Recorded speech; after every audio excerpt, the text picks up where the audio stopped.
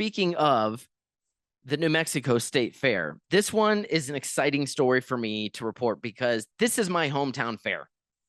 The New Mexico State Fair set a record for attendance this year for the first time in over a decade.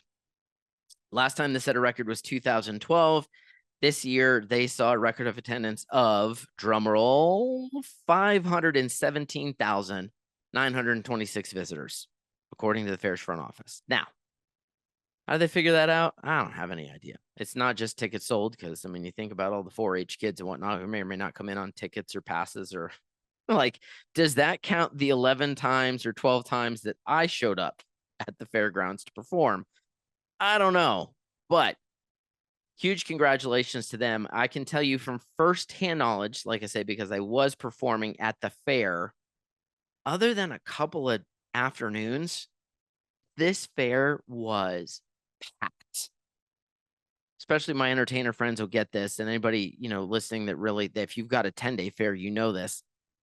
You get the run during the week where it looks like, okay, you open on a Thursday or Friday. Thursday's kind of maybe, you get a little bump on opening night, but really Friday's the big day. Saturday's huge. Sunday tapers off a little, but by Sunday afternoon, it's big for a few hours. And then inevitably on any 10-day run, like Monday, Tuesday, Wednesday, there's a real noticeable dip. Thursday picks up again, Friday, Saturday, Sunday, go bonkers. Other than, I want to say, like a few hours on Tuesday and maybe Wednesday at this year's New Mexico State Fair, this place was packed. It was amazing. Fair's livestock sale, by the way, also set a record for the second straight year. They came in just shy of $745,000 raised. So that's fantastic for the livestock sale. I think part of it was driven by a really strong grandstand schedule. Let me look at my list here. That included the PRCA, as well as concerts by Jody Messina, Becky G, Brad Paisley, Cole Swindell, and Josh Turner. So they had a really good lineup this year. Sometimes, in a given year, the New Mexico State Fair, I think like so many other fairs that because you're trying to plan these maybe 9 months, a year, 18 months out for the grandstand shows. Sometimes the guy you want, the act you want is just not there. They're going to be on the other side of the country and you're not going to get them. And so you end up getting some older acts that just maybe not have the following anymore. Man, they crushed it this year. New Mexico crushed it.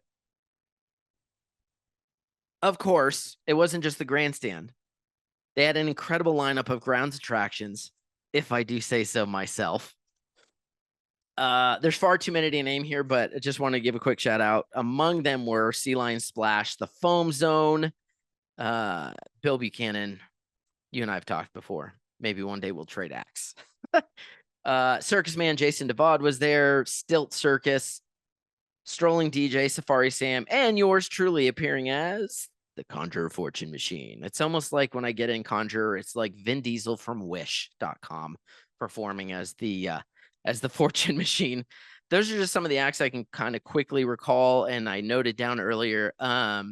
Great American also was there they had their pig races and their petting zoo there, and they might have had the pony rides also.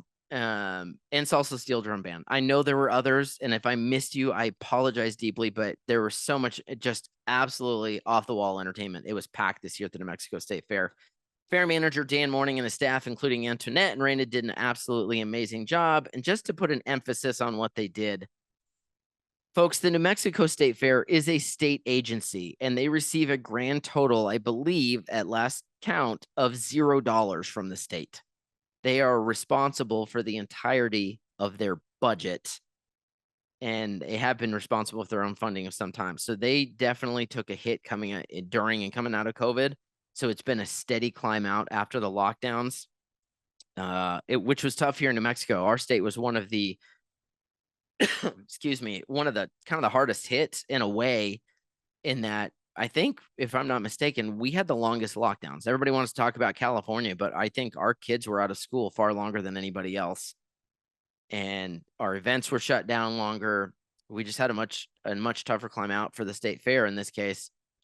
And so it's just I think it's proof of what a great management team can do. And our congratulations to Dan and Antoinette and the team down at Expo. because they did an amazing job and they were rewarded with a record-setting year.